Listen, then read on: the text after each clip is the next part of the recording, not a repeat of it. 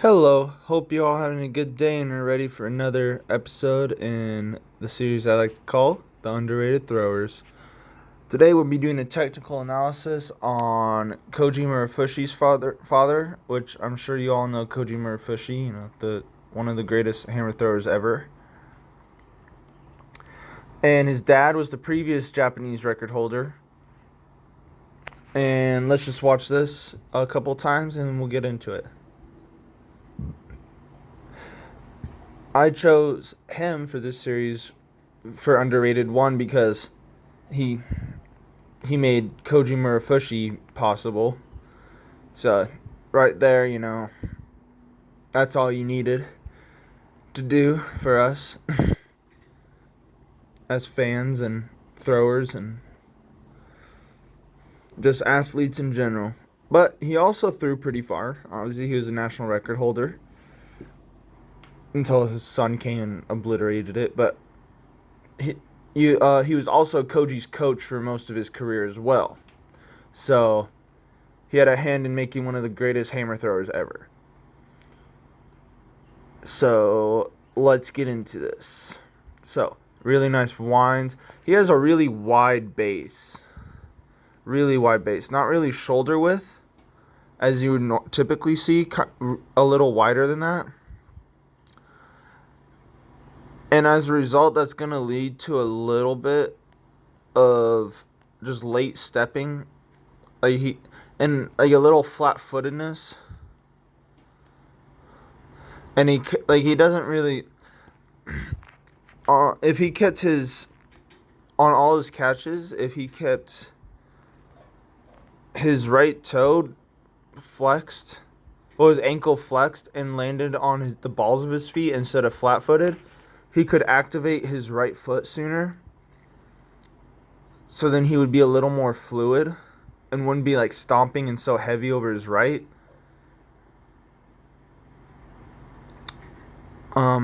Because you can see there's a little disconnect with his right side. So he lands flat-footed right there. And it doesn't start moving until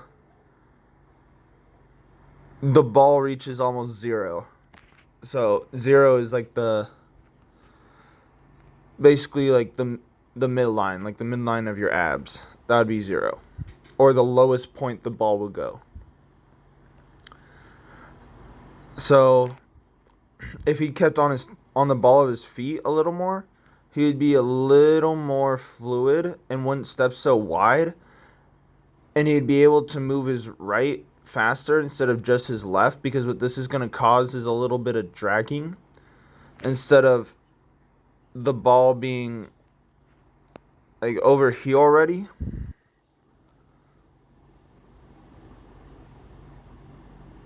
Like he could have caught that like there instead of there, and he would have been a lot faster in these throws. Granted, this is a training throw, I'm pretty sure. This does not look like a comp throw. But you see, on his later turns, on his last turn, he actually landed with his toe, which I actually found very weird. So he landed on his right side. He landed with his the ball of the foot. And you see instantly he's able to turn it into the finish. Now, if he did that with all his throws,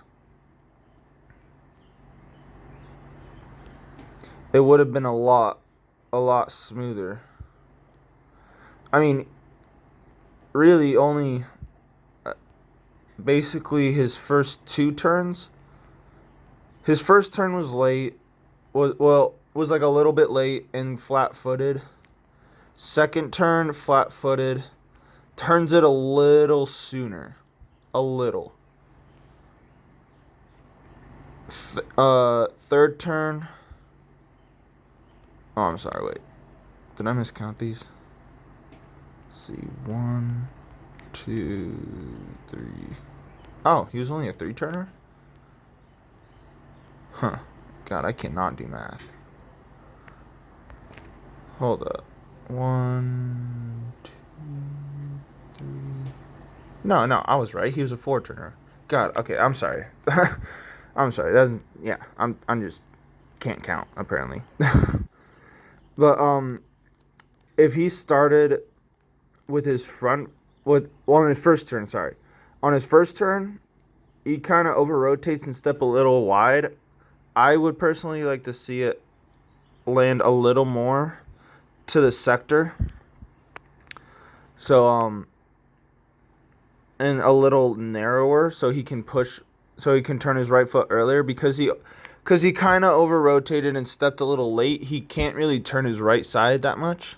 Like as soon until he has to wait for the ball instead of just turning immediately the second his right foot lands so he can really activate his right side. So but as he progresses, see. So this is his second turn, lands a little better, but still doesn't really keep his right foot active. Now right here, lands flat-footed, but really engages his right foot a lot better, like a lot sooner. So he's able to get a little bit more. Another thing is he could stay on the ground a little longer as well. He keeps the mindset of keeping the ball with his right side instead of letting the ball pass. And I personally do not like this style because you don't have as long of ground contact as you would if he was just on the ground until the ball was like here. So then you wouldn't get this weird angle and you wouldn't get such a narrow orbit. So you get a natural height on the throw. But he does a really nice extension at the end. His fourth turn, I think, is his best one. Because he catches it pretty back. And he's just able to just crank on it because he caught it with the ball of his foot. So he's able to just turn immediately through it. If all his turns were like that. And he kind of pulled a little bit with the upper body. Just a little bit. Create a little angle. So I think, and I also really like his how low he is. Reminds me of Debutoski a lot. Just how low he was. But what also I think really saves his throw is that he does start wide, but then he slowly narrows his steps as he does, and his counter is impeccable. This angle is amazing. Like his counter is like really nice, really nice. I mean, yeah. I mean, these are just like little things. I know this is a training throw, so it's not going to be technically perfect. He's just throwing. I have no idea what he's working on. I probably never will. But yeah. I hope this helps. Again, it's a very, very nice throw. I think he's a really good thrower in his time. Made some Olympic teams, some world champ teams. Very good. I forget if he medaled.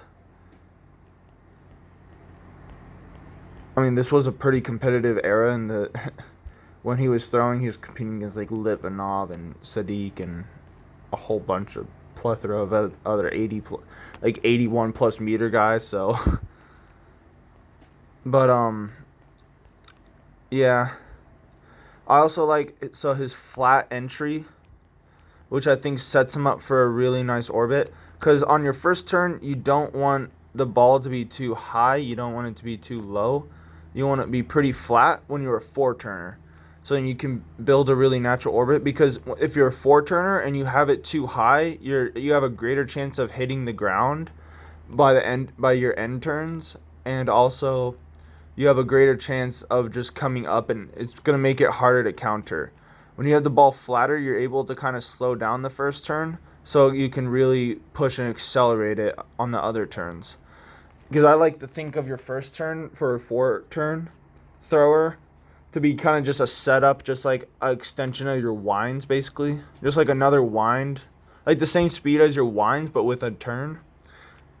because that really sets you up. It'd be the equivalent of like going slow to fast out of the back in disc or shot, because it really gives you time to accelerate and stuff instead of just going balls to the walls at the beginning of the throw, which can throw off your rhythm and leads to really bad throws.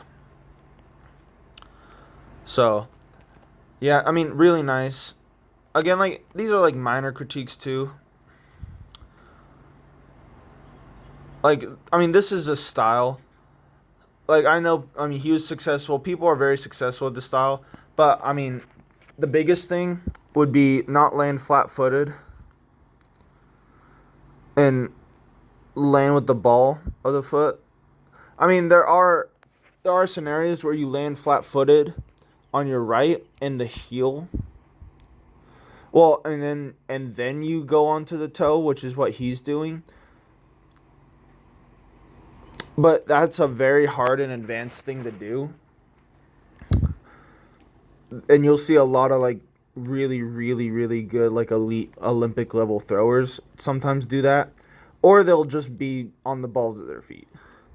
I find it kind of weird that he kind of does the heel, and then on his last turn, his fourth turn, he actually lands on the ball of his foot, which is very odd to me, at least. I don't know why he picks that particular one to do it, but I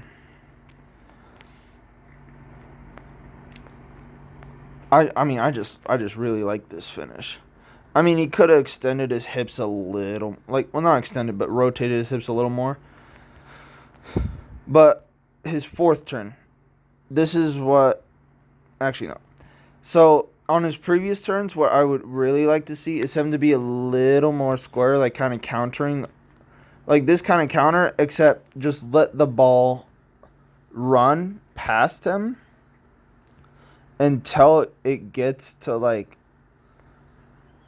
to right about where you're gonna, like, basically, like, until you get, like, here. And if he was, well, okay, this is at an angle. But, like, to the side. Like, if you were, so basically, let's see. This isn't, like, a straight, like, side shot or a front shot, so it's kind of hard to judge this angle. Basically to, like, 180. So, like, if this was a clock, 90, 180. So, basically, if he got it to 180 and then turned, he would be able to step a lot tighter and a lot quicker because his hips would be already rotated and he would stay on the ground longer, so he'd be able to push on the hammer longer and counter longer, which would increase speed.